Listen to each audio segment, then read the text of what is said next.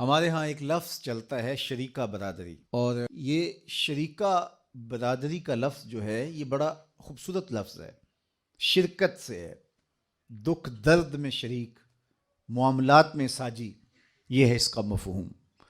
لیکن ہم اس کا مفہوم الٹ لے چکے ہیں، شریک سے مراد مخالف، حالانکہ شریک سے مراد مخالف نہیں ہے، شریک سے مراد شرکت والا ہے۔ فقہا نے لکھا کسی سے قتل خطا ہو جائے، ایک تو ہوتا ہے قتل عمد، جان بوجھ کے کسی کو قتل کرنا، تو اس کی سزا تو قصاص ہے، یا وارث راضی ہو جائے تو دیت ہے۔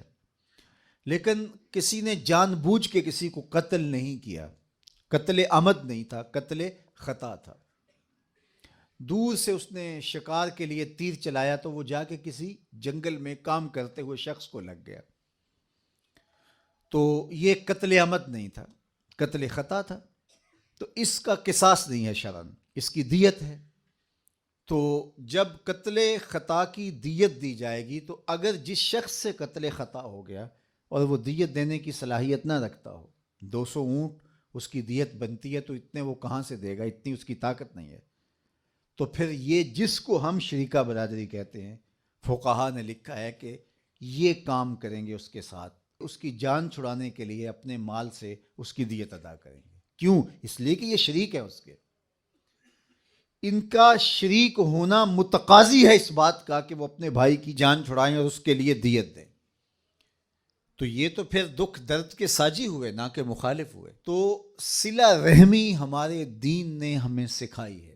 آقا کریم علیہ السلام نے جب فتح مکہ کیا تو اس وقت قریش تھر تھر کانپ رہے تھے، کیونکہ انہوں نے جو آقا کریم علیہ السلام کو اذیتیں دی تھیں، تکلیفیں پہنچائی تھیں، کوڑے پھینکے حضور علیہ السلام کے دروازے پر، کانٹے پھینکے حضور کی راہوں میں، اور عقبہ بن نبی معیط نے اجریاں ڈلوائیں، اسی طرح باقی لوگوں نے جو جو اذیتیں پہنچائیں سب کو یاد تھی۔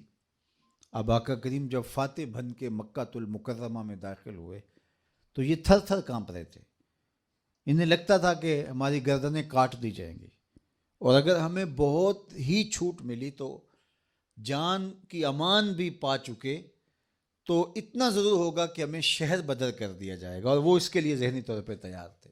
تو یہ جمع ہو کے حضور علیہ السلام کے پاس جب آئے تو آقا کریم نے فرمایا بتاؤ میں تمہارے ساتھ کیا سلوک کروں، تو انہوں نے رحم کی بھیک مانگتے ہوئے کہا کہ کریم باپ کے کریم بیٹے ہیں آپ، ہم آپ سے خیر کی توقع رکھتے، اور ان کے دل میں یہ تھا کہ ہمیں شہر بدر کر دیا جائے گا، چلو ہماری گردنیں کٹنے سے بچ جائے۔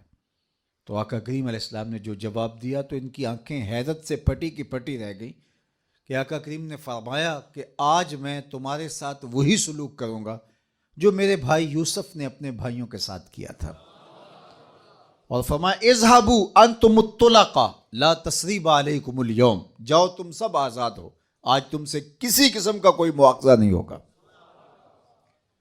تو یہ حیرت زدہ ہو گئے کہ ہم نے تو کوئی دقیقہ فروگزاشت نہیں کیا تکلیف پہنچانے میں، ہم نے تو کوئی اذیت نہیں چھوڑی جو ان تک نہ پہنچائی ہو، لیکن آج ان کا یہ رویہ، تو رشتہ داروں کے ساتھ یہ سلوک، جب آپ قابو پا لیتے ہو کسی کے اوپر تو پھر جو ہے وہ تکبر سے اچھل کے چلنے کی ضرورت نہیں ہوتی ہے، بلکہ معاف کرنے کی ضرورت ہوتی ہے۔ اور اللہ کے محبوب علیہ السلام نے 3 چیزیں قسم کر کے کی ہیں۔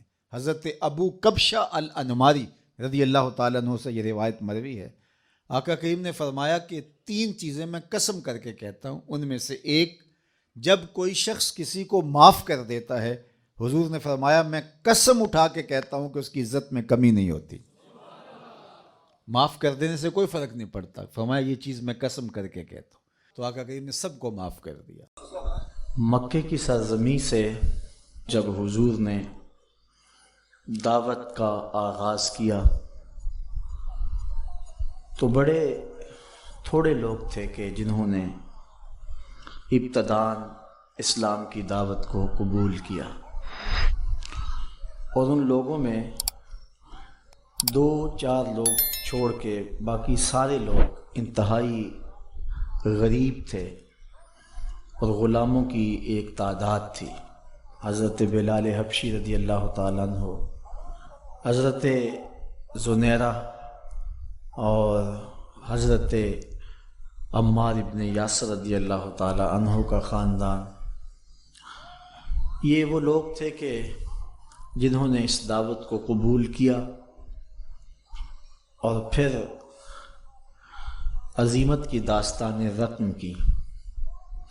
13 سال کی مسلسل تگ و تاز کے بعد جب یہ قافلہ سخت جاں یہاں سے رخصت ہو کے مدینے پہنچا تو اللہ نے ان کے سینوں میں، اہل مدینہ کے دلوں میں ایمان کی شمع روشن کی تو مسلمانوں کی ایک معقول تعداد بن گئی۔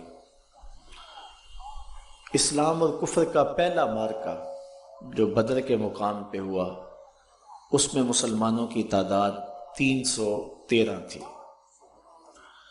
یہ تعداد کفار کے مقابلے میں بہت تھوڑی تھی، کیونکہ وہ 1000 کا لشکر لے کر کے آئے تھے، اور یہ جو 313 تھے یہ بھی مسلح نہیں تھے سارے۔ 2 گھوڑے تھے ان کے پاس، 6 زرہیں تھیں اور 8 تلواریں تھیں، 70 اونٹ تھے اور باری باری سوار ہوتے تھے۔ اور میں نے پڑھا ہے کہ وہ تلواریں بھی سلامت نہیں تھیں، کسی کا دستہ ٹوٹا ہوا تھا، کسی کی نوک ٹوٹی ہوئی تھی، کسی کو دندانے پڑے ہوئے تھے، کوئی زہر میں بجھنے والی تھی۔ اور جن کے پاس تلواریں نہیں تھیں انہوں نے مدینے سے نکلتے ہوئے کھجوروں کی شاخیں توڑ لے۔ یہ اللہ کے مجاہد تھے، چلے تھے جنگ کرنے کو۔ یہودی اور عیسائی اپنی دکانوں پہ بیٹھ کے مسلمانوں کے اس گزرتے ہوئے قافلے کو دیکھ کر کے کہنے لگے، مسلمانوں تمہارے پاس تو آلات حرب و ضرب ہیں نہیں، کس بل بوتے پہ جا رہے ہو؟ کون سا اسلحہ ہے تمہارے پاس؟ جنگیں تو اسلحے سے لڑی جاتی ہیں، اسلحہ تمہارے پاس ہے ہی نہیں۔ تو مسلمانوں نے جو جواب دیا اس کو مورخ اسلام حفیظ جلندری نے اپنے شاہ نامے میں لکھا۔ حضور بھی چادر رحمت اوڑے اوڑے آگے جا رہے تھے، انہوں نے اشارہ کیا حضور کی طرف اور کہا، نہ تیغ و تیر پر تکیہ، نہ خنجر پر، نہ بھالے پر، بھروسہ ہے تو اس سادی سی کالی کملی والے پر۔ 16 رمضان کو یہ قافلہ بدر کے مقام پہ عمیر کی نظروں سے گزر رہا تھا، اور اس نے ابو جہل کو جا کے رپورٹ دی کہ وہ 3 اونٹ کھانے والے لوگ ہیں، یعنی 300 سے اوپر یا کچھ نیچے ہیں۔ اور عمیر نے کہا کہ میں وادیاں اور ٹیلے بھی دیکھ آیا ہوں، پیچھے کمک بھی نہیں ہے، آلات حرب و ضرب بھی تھوڑے ہیں۔ ابو جہل پہلے بڑا متکبر تھا، سرکشی تمرد اس کا اور بڑھ جاتا ہے۔ صنادید قریش کو بلا کے کہتا ہے، میں پہلے ہی کہتا تھا نا کہ 360 خداؤں کے ساتھ ایک خدا کا مقابلہ ہی کیا ہے، اب دیکھ لو کتنی تعداد ہے، اور ان کے پاس کھانے کے لیے بھی کچھ نہیں ہے۔ صبح لڑائی لڑوئی کوئی نہیں ہونی، رسیاں اکٹھی کرو، انہیں پکڑیں گے، اونٹوں سے باندھیں گے، جکڑیں گے اور لے جائیں گے مکے میں، دنیا کو ان کا تماشا دکھایا کریں گے۔ یہ ایک نیا دین لے کے آئے تھے۔ رعونت برے جب اس نے یہ جملے کہے تو عمیر جو اپنی آنکھوں سے مسلمانوں کو دیکھ کر کے آیا تھا، اس نے کہا میری ایک بات بھی سن لو۔ اس نے کہا کہ اے قریش کے سردارو، تم یہ مشاورت کر رہے ہو کہ رسیاں اکٹھی کرو، صبح لڑائی نہیں ہونی، ان کو پکڑیں گے اور جکڑیں گے، لیکن میں تمہیں مشورہ یہ دیتا ہوں کہ رات کی تاریکی میں بھاگ سکتے ہو تو بھاگ جاؤ۔ اس قوم سے لڑنا تمہارے بس کا روگ نہیں ہے جو مرنے کے لیے آئی ہے۔ اب سنیے لفظ عمیر کے جو ابن حشام نے لکھے ہیں۔ اس نے کہا وَلَٰكِنْ رَأَيْتُ يَا مَعْشَرَ قُرَيْشَ الْمَنَايَا تَحْمِلُ الْبَلَايَا، اے قریش کے سرداروں تکبر میں نہ آؤ، میں نے اپنی ان آنکھوں سے دیکھا ہے یثرب کی اونٹنیاں اپنی پشتوں پہ میری موتیں اٹھا کے لے آئی، اور وہ زخمی سانپوں کی طرح پیچ و تاب کھا رہے ہیں، کل ان میں سے کوئی مرے گا نہیں جب تک تم میں سے ایک ایک کو لڑ نہیں جاتا، اور اگر اتنے بندے تمہارے مر جائیں تو پھر تمہارے جینے پہ بھی افسوس۔ تم کہتے ہو رسیاں اکٹھی کرو، میں کہتا ہوں رات کی تاریکی سے فائدہ اٹھاؤ اور بھاگ جاؤ۔ پھر اگلے دن عظیمت کی جو داستان حضور کے غلاموں نے رقم کی، میرے رب نے بھی اس کو یوم فرقان کہا۔ 5000 فرشتہ اترا، اللہ کی مدد نازل ہوئی. حضرت صدیق اکبر فرماتے ہیں حضور مسجد عریش میں ہیں اور بار بار کہتے ہیں ایسی دعا نہ آج تک کسی نے مانگی ہے اور نہ کوئی مانگ سکتا ہے. ناز والی دعا، اللہم ان تہلک ہذہ العصابہ لم تعبد فی الارض ابدا. اے اللہ میں نہیں کہتا کہ ان کو بچا لے، لیکن پوری کائنات میں تیرے نام لینے والے بس یہی 313 ہیں. میں نہیں کہتا تو انہیں بچا لے، لیکن مالک سن لے اگر یہ نہ رہے تو قیامت تک تجھے بھی رب کوئی نہیں کہے گا. اللہ اکبر. حضرت ابوبکر صدیق کہتے ہیں حضور کی چادر سر سے سرک کے کندھوں پہ آ جاتی اور کندھوں سے سرک کے پیٹھ پہ آ جاتی. میں اس چادر کو اٹھا کے پھر سر پہ رکھتا اور کہتا ہے حسبک یا رسول اللہ، حضور بس کرو بس کرو، بس اللہ کی مدد آ جائے گی. لیکن حضور روئے جا رہے ہیں اور یہ دعا مانگے جا رہے ہیں، اللہم ان تہلک ہذہ العصابہ لم تعبد فی الارض ابدا. عجیب رنگ ہے. کہتے پھر اچانک حضور نے سر اٹھایا اور فرمانے لگے ابشر یا ابا بکر، ابو بکر مبارک ہو، ھذا جبریل، یہ جبریل آ رہا ہے، آخذ بانان فرسہ، گھوڑے کی لگام تھامی ہوئی ہے اور سامنے والے دانتوں پہ غبار جمع ہوا ہے، وہ دیکھو اللہ کی مدد آ گئی ہے. اللہ اکبر. اللہ نے وہ مسلمانوں کی مدد کی، وہ مدد کی، وہ داستانیں رقم ہوئیں. اللہ اکبر. پھر غزوہ تبوک بھی ہوا، پھر غزوہ احد بھی ہوا، غزوہ حنین بھی ہوا، جنگ احزاب کا مارکہ بھی لگا. اللہ اکبر. جنگ خیبر بھی بپا ہوئی. اللہ نے مسلمانوں کو عزت دی، سرخوردی دی. پھر وہ وقت بھی آئے. حضرت ابو عبیدہ بن جراح رضی اللہ تعالی عنہ نے حضرت عمر رضی اللہ تعالی عنہ کو لکھا کہ آپ یروشلم آ جائیں، اللہ نے بیت المقدس کو فتح عطا کر دیا. اللہ نے یہ لمحے بھی مسلمانوں کو نصیب فرمائے کہ حضرت عمر کے دور میں بیت المقدس کی آزادی کا مجدہ ملا اور حضرت ابو عبیدہ بن جراح اپنے 4 سپہ سالاروں کے ساتھ جابیہ کے مقام پہ حضرت عمر کا استقبال کرنے کے لیے کھڑے تھے. اور یہودی اور عیسائی بھی مسلمانوں کے امیر کو دیکھنے کے لیے بے تاب تھے. جب حضرت عمر رضی اللہ تعالیٰ عنہ مدینے سے چلے نا تو آپ نے ایک غلام ساتھ لیا اور ایک اونٹنی لی اور سواری باری باری کرتے تھے. جب قریب آیا نا یروشلم تو غلام کی باری اوپر سوار ہونے کی، حضرت عمر کی نکیل پکڑنے کی آگے. غلام نے عرض کی حضور میں اپنی باری چھوڑتا ہوں چونکہ اب دشمنوں کا علاقہ آ گیا. تو حضرت عمر رضی اللہ تعالیٰ عنہ فرمایا نہیں میں نکیل پکڑوں گا. جب مسلمان قریب آئے نا اور حضرت عمر کو دیکھا تو یہودی عیسائیوں نے نہیں دیکھا ہوا تھا حضرت عمر کو، تو کہا اس کی تو بڑی دعائی تھی، ہم سمجھتے تھے کوئی قریشی سردار ہوگا، یہ تو غلام ہے، کوئی اس سے زیادہ حسین تو اس کا نوکر ہے جو نکیل تھامے آگے چل رہا ہے، یہ کیسا ہے مسلمانوں کا امیر.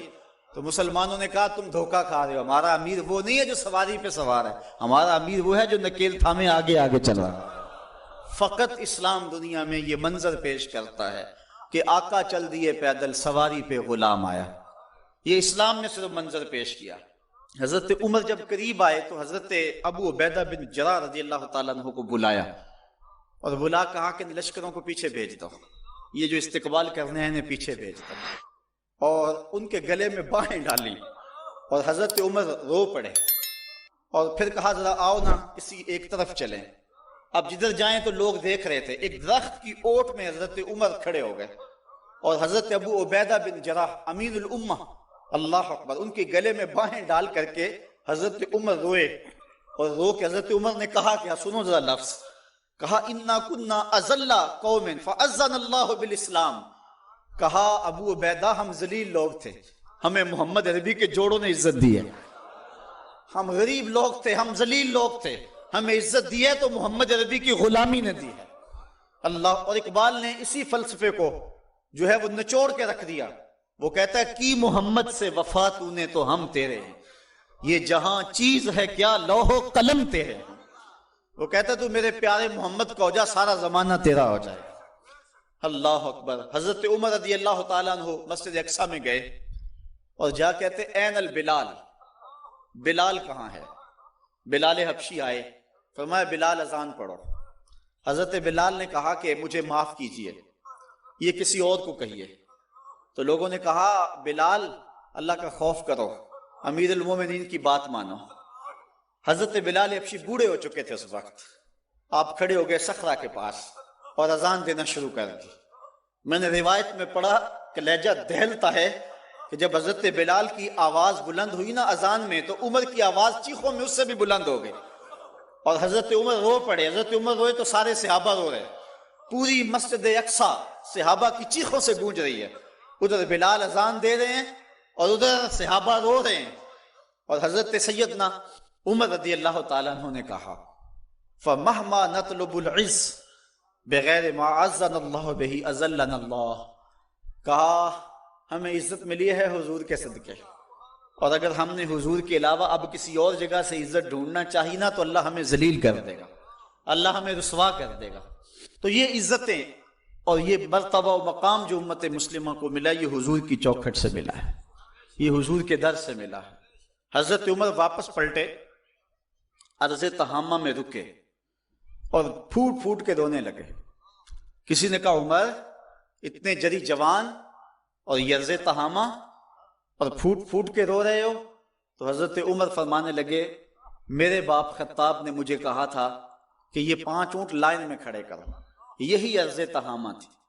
کہتے ہیں میں اونٹ لائن میں کھڑے کرنے لگا تو آگے والا سیدھا کرتا تو پیچھے والا ٹیڑھا ہو جاتا، پیچھے والا سیدھا کرتا تو آگے والا ٹیڑھا ہو جاتا۔ پھر میرے باپ خطاب نے مجھے بڑا مارا اور کہا ایک عرب کے بیٹے ہو کر 5 اونٹ لائن میں کھڑے نہیں کر سکتے ہو؟ کہا ایک وہ زمانہ تھا کہ عمر سے 5 اونٹ لائن میں کھڑے نہیں ہوتے تھے۔ کہا آج زمانہ یہ ہے 25 لاکھ مربع میل کی حکمرانی ہے، شرق سے لے کر غرب تک ساری دنیا ایک لائن میں کھڑی ہے، یہ محمد کے جوڑوں کا صدقہ نہیں ہے تو اور کیا ہے؟ اللہ کی محمد سے وفا تو نے تو ہم تیرے ہیں، یہ جہاں چیز ہے کیا لوح و قلم تیرے۔ حضور سے وفا کے رشتے کو استوار تو کر کے رکھ۔ حضرت سفینہ رضی اللہ تعالیٰ عنہ حضور کے صحابی ہیں، جنگل میں جا رہے ہیں، ایک شیر نے انسانی بو پائی تو آپ کی طرف دوڑتا ہوا آیا۔ ایک شیر کو آتے ہوئے دیکھ کر کے حضرت سفینہ گھبرائے نہیں ہیں، بلکہ شیر کو کہتے ہیں یا ابا الحارث انا مولا رسول اللہ، اور جنگل کے شیر جانتا نہیں میں کون ہوں، میں حضور کا غلام ہوں۔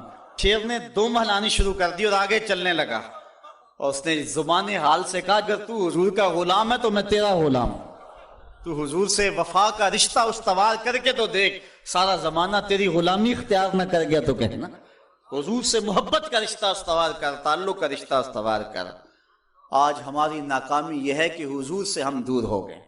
اقبال نے اس دکھ کو اپنے انداز میں بیان کیا، اے تہی از ذوق و شوق و سوز و درد، می شناسی اسر ما با ماچ کرد، اسر ما ماز ما بیگانہ کرد، از جمال مصطفیٰ بیگانہ کرد۔ وہ کہتا ہے تو سمجھتا ہے کہ ہمارے ساتھ کیا ہوا ہے؟ ہمارے عہد کی ستم ظریفی یہ ہے کہ اس نے ہمیں ہم سے دور کر دیا، عہد ما ماراز ما بیگانہ کرد، ہمارے دور نے ہمیں ہم سے دور کر دیا۔ کیوں؟ از جمال مصطفیٰ بیگانہ کرد، اس نے ہمیں حضور سے دور ہٹا دیا ہے۔ ہم سمجھتے ہیں کہ شاید ہم مادی ترقی کریں گے تو دنیا پہ غالب ہوں گے۔ حضرت عمر کا یہ قول میری آج کی اس تقریر کا نقطہ کمال ہے۔ آپ فرماتے ہیں اللہ نے جس وجہ سے ہمیں پہلے دن عزت دی تھی، اگر ہم نے اس کو چھوڑا تو ہمیں ذلت ملے گی، اگر اس عزت کے نشان سے وابستہ رہیں گے تو عزتیں ملتی رہیں گی۔ اور اس فلسفے کو اقبال نے اپنے الفاظ میں یوں بیان کیا کی محمد سے وفا تو نے تو ہم تیرے ہیں۔ آسمان سے صدا آ رہی ہے کی محمد سے وفا تو نے تو ہم تیرے ہیں، یہ جہاں چیز ہے کیا لوح و قلم تیرے ہیں۔ قلم بھی تیرے ہاتھ میں دیں گے، لوح بھی تیرے ہاتھ میں دے دیں گے، پھر اپنی تقدیر خود ہی لکھتا رہنا، جو لکھتا رہے گا وہی کرتے رہیں گے۔ بندے سے خود تقدیر پوچھے گی بتا تیری رضا کیا ہے، یہ مرتبہ نصیب ہو جائے گا تجھے۔ اگر ہم حضور سے وفا کے رشتے کو استوار کرتے ہیں تو پھر زمانہ ہمارا باج گزارا ہے، ورنہ در در کی ٹھوکریں ہمارا مقدر۔ یہ تاریخ ساز جملہ مسجد اقصیٰ کو جاتے ہوئے حضرت عمر رضی اللہ تعالیٰ عنہ نے کہا تھا، اے ابو عبیدہ جس چیز نے ہمیں پہلے دن عزت دی تھی، ہم ذلیل قوم تھے، اگر ہم نے اس چیز سے ہٹ کر کسی اور جگہ سے عزت مانگی تو عزت نہیں ملے گی، اللہ ذلت دے گا۔ اس لیے ہم اگر عزت چاہتے ہیں تو پھر اسی چوکھٹ پہ آنا ہوگا، اور وہ چوکھٹ محمد عربی کی ہے۔ علامہ اقبال بڑا خوبصورت جملہ کہا، مغرب کا فائدہ اس میں ہے کہ وہ آگے کی طرف جائے۔ مغرب اگر آگے جائے تو اس کی مجبوری ہے، اس کے پیچھے ہے کچھ نہیں۔ اگر مغرب پیچھے پلٹے تو پیرس کی گلیوں میں کیچڑ نظر آتا ہے، اگر پیچھے پلٹے مغرب تو سوائے اندھیرے کے کچھ نظر نہیں آتا، لیکن اگر مسلمان پیچھے جائے تو مدینے کی گلیاں وحی کے نور سے چمکتی ہوئی نظر آتی ہیں۔ پیرس میں تو اندھیرا ہے لیکن ہمیں بغداد عروس البلاد نظر آتا ہے۔ جب شارلیمان اس کے لارڈز ابھی دستخط کرنے کی مشق سے گزر رہے تھے، ابن حزم کے قلم سے 1000 کتابیں نکل چکی تھی۔ جب یورپ ابھی سواد آشنا بھی نہیں تھا، ہمارے منجم ستاروں پہ کمندیں ڈال چکے تھے۔ اس لیے ہمیں آگے جانے کی ضرورت ہے، ہمارے تو پیچھے روشنی ہے، ہمارے پیچھے نور ہے، پیچھے اجالے۔ وہ ایک زمانہ تھا کہ بش نے کہا تھا، آپ کو یاد ہوگا 9/11 کے واقعہ کے بعد، کہ ہم تمہیں پتھر کے زمانے میں دھکیل دیں گے۔ تو مصطفی اجتماع کے موقع پہ میں نے متصل چند دن بعد بیان کے گفتگو کرتے ہوئے کہا تھا کہ گوری چمڑی والوں کے لیے پتھر کا زمانہ تو نامانوس ہوگا، لیکن ہماری زندگی کا سارا حسن تو اسی پتھر کے زمانے میں پڑا ہوا ہے۔ میں نے کہا تھا ڈراتے ہو میں اس زمانے سے، ہمیں تو لے جاؤ اس پتھر کے زمانے میں جہاں کھجور کی چٹائی پہ بیٹھ کے محمد عربی زمانے کو زندگی کا درس دے رہے ہیں۔ جب مسجدیں کچی تھی، ایمان پکے تھے، وہ ٹپکتی ہوئی چھتیں لیکن ایمان پختہ، وہ ممیاتی ہوئی بکریاں، وہ جگالی کرتے ہوئے اونٹ، وہ مدینے کی کچی گلیاں لیکن پختہ کار لوگ۔ ہمیں تو لے جاؤ اس زمانے کے اندر جہاں زندگی کا حسن تھا اور زندگی کا جمال پایا جاتا تھا۔ زندگی کا سارا حسن اگر ہم ڈھونڈتے ہیں تو ہمیں اس زمانے میں ملتا ہے۔ اللہ اکبر! کبھی ہے نوجوان مسلم تدبر بھی کیا تو نے، وہ کیا گردوں تھا تو جس کا ہے کہ ٹوٹا ہوا تارا، تجھے آبا سے اپنے نسبت ہو نہیں سکتی، وہ کردار تو گفتار، وہ ثابت تو سیارہ، وہ موتی علم و حکمت کے کتابیں اپنے آبا کی، جو دیکھا ان کو یورپ میں تو دل ہوتا ہے سی پارا۔ صاحبو آئیے ہم اپنے اس دور کی طرف پلٹنے کی کوشش کریں، اس دور حسین کی طرف، اس خوبصورت زمانے کی طرف، محبتوں کے اس سلسلے کی طرف جہاں نور ہی نور اور روشنی ہی روشنی نظر آتی ہے، جہاں اجالے ہی اجالے نظر آتے ہیں، جہاں محبتوں کے کھلے ہوئے گلاب نظر آتے ہیں۔ ہماری زندگی کا سارا حسن، ہماری زندگی کا سارا جمال اور ہماری زندگی کی ساری روشنی اسی دور فرخ فال کے اندر ہے اور اسی دور حسین کے اندر ہے۔ ہم نے پلٹنا اور اپنے آپ کو کھینچ کے پھر لے جانا ہے حضور کے اس دور کے اندر، جب انسانی زندگی کو بانگ پن تھا، جب حضور سے وفا کے رشتے اتنے گہرے تھے کہ عورتیں بھی حضور سے وفا کی بات کرتی تھی اور مرد بھی حضور سے وفا کی بات کرتے تھے، بچے بھی حضور سے وفا کی بات کرتے تھے۔ محبتوں کا سلسلہ، آج وفا کا سلسلہ ٹوٹ گیا۔ آج حضور کی توہین ہوتی ہے تو کسی کو بولنے کی توفیق نہیں ہوتی، جمہوریت پہ بات ہوتی ہے تو سارے بول پڑتے ہیں، اور محمد عربی کو گالی دی جاتی ہے تو کسی کو توفیق نہیں ہوتی ہے۔ ہم سمجھتے ہیں کہ شاید جمہوریت میں ہماری بقا ہے، کوئی سمجھتا ہے کہ ماشاء اللہ نظام کے اندر ہماری بقا ہے۔ اگر ہمیں بقا ملے گی تو محمد عربی کے قدموں سے ملے گی۔ زندگی کا سارا حسن اسی چوکھٹ کے اندر موجود ہے، ہمیں یہاں سے اجالے ملیں گے جہاں سے روشنی ملے گی۔ آؤ تمہیں وفا کی ایک کہانی سناؤں، آؤ محبتوں کی ایک کہانی سناؤں۔ مدینے کا شہر ہے، اللہ کے محبوب جلوہ فراز ہیں، مسجد نبوی میں ہر لمحہ نور برستا تھا۔ آقا تشریف فرماتے اور صحابہ حضور کے گرد یوں بیٹھتے جس طرح چاند کے گرد ہالہ ہوتا ہے اور بدر تمام کے گرد ستارے ہوتے ہیں۔ آقا باز و تلقین کرتے، لوگ سنتے، من میں اتارتے، روحوں کو تازگی دیتے۔ ایک چھوٹا سا بچہ ہے جو ننھے ننھے پاؤں سے چل کے مسجد نبوی میں پہنچ جاتا ہے، نام اس کا عمیر ہے، بمشکل سے بولنا سیکھا ہے اس نے۔ آقا کریم علیہ السلام کی خدمت میں کبھی وہ اپنے چچا جلاس بن سوید کے ساتھ جاتا ہے، کبھی وہ اکیلا بھی چلا جاتا ہے۔ ایک دن اس کا چاچا نہیں گیا لیکن بچہ گیا اور حضور کی بات سنی۔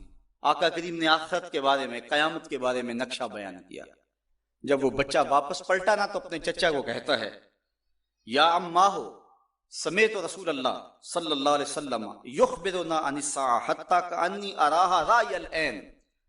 اے میرے چچا، آج میں نے حضور کو قیامت کا ذکر کرتے دیکھا ہے، اور حضور نے ایسا ذکر کیا ہے کہ قیامت کا نقشہ میری آنکھوں کے سامنے آ گیا تھا۔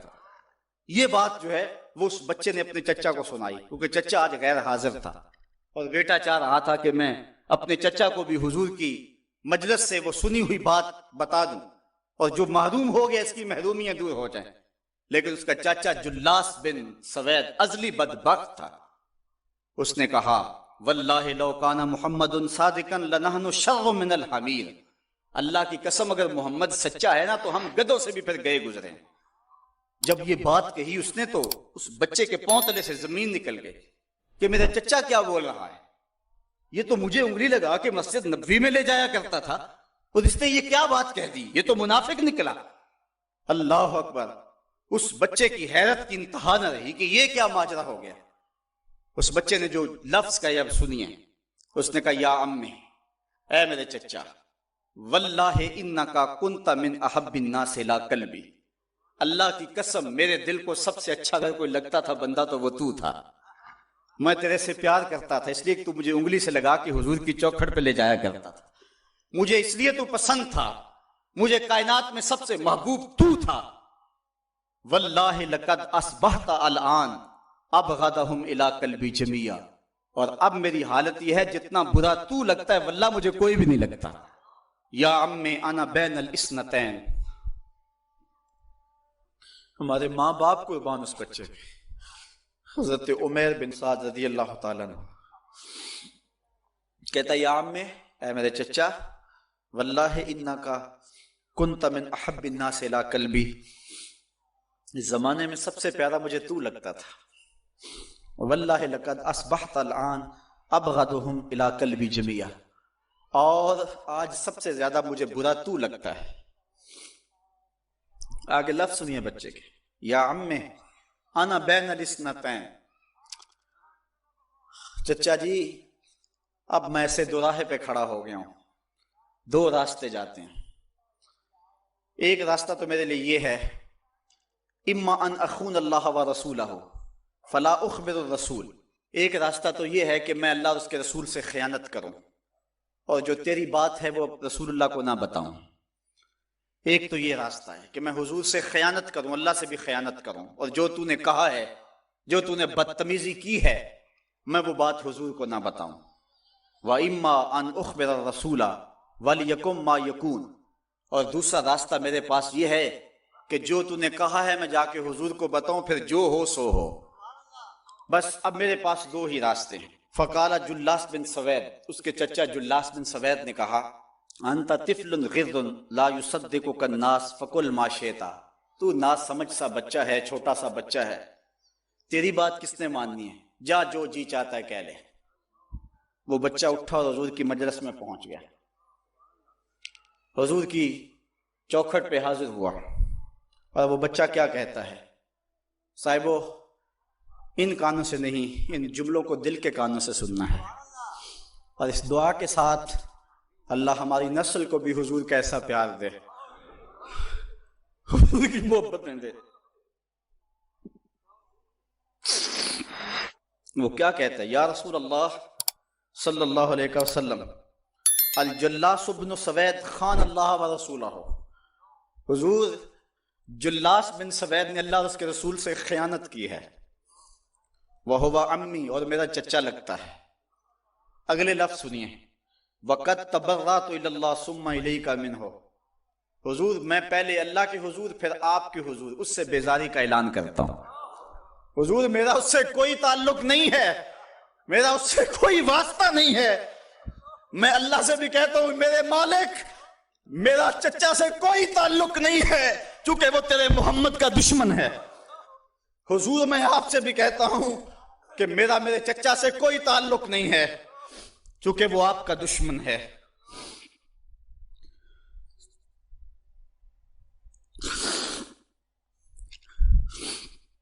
کالا وماذا قال.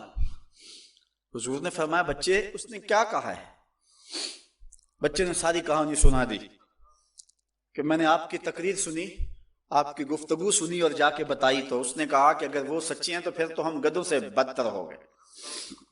حضور نے صحابہ کو بلایا, کہا کہ یہ واقعہ پیش آیا ہے, بتاؤ کیا کریں. صحابہ نے عرض کی, ھذا طفل صغیر لا تصدقه فهو لا یعی ما یقول والجلاس بن سوید یصلی معنا وهو شیخ کبیر وعاقل. حضور یہ بچہ چھوٹا ہے, کم عقل ہے, کم سمجھ ہے, یہ تو اپنی بات بھی نہیں صحیح طرح سمجھ سکتا, جو کہتا ہے تو وہ بھی نہیں جانتا. اور جلاس بن سوید بڑی عمر کا آدمی ہے, ہمارے ساتھ نمازیں پڑھتا ہے اور عاقل شخص. تو آپ اس بچے کی بات کی پرواہ نہ کیجیے. اور اس کی خبر کی تصدیق نہ کیجیے۔ ادھر جلاس بن سوید کو جب پتا چلا تو اس نے بھی قسمیں کھانی شروع کر دی کہ میں نے تو کوئی بات کہی نہیں ہے، ایک چھوٹے سے بچے نے جا کے ویسے ہی بات کر دی۔ تو حضور نے اس بچے کی بات کو نظر انداز کیا صحابہ کے کہنے پہ۔ اب اس بچے نے جب دیکھا کہ میری بات حضور نے قبول نہیں کی ہے تو اس نے جھولی پھیلا لی اور آسمان کی طرف دیکھ کر کے کہا اللہم ان کنت صادقا فصدقنی وان کنت کاذبا فکذبنی، اے اللہ اگر میں جھوٹا ہوں تو مجھے جھوٹا کر دے، اور اگر